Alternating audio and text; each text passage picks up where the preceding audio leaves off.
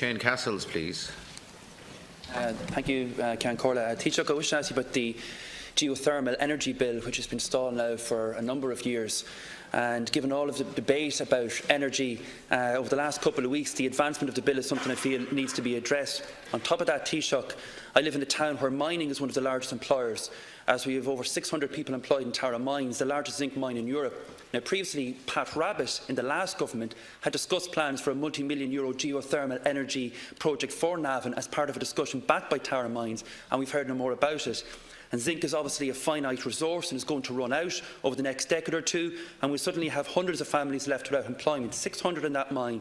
And I'm sure you would agree with me that starting a conversation now about how we could have alternatives in place ahead of the cliff edge is more favourable than us standing outside the gates of a closed mine when the inevitable happens, and that advancing those alternative energy generators and employment options deserves to be spoken about in this chamber and a conversation about it now. Thank you, Deputy Cassells.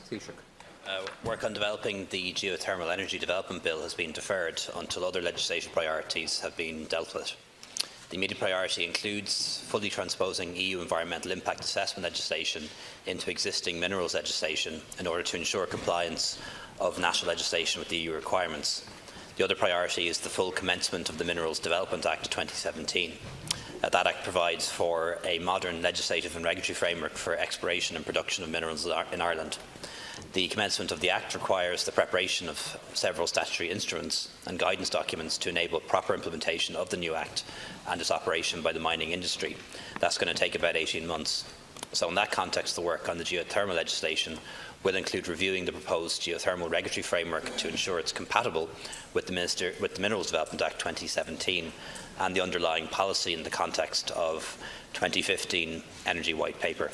And that includes the geothermal bill in the programme, which may lead to some confusion as to when the bill will be published. So another thing for the agendas of Minister Bruton and Minister Cannon.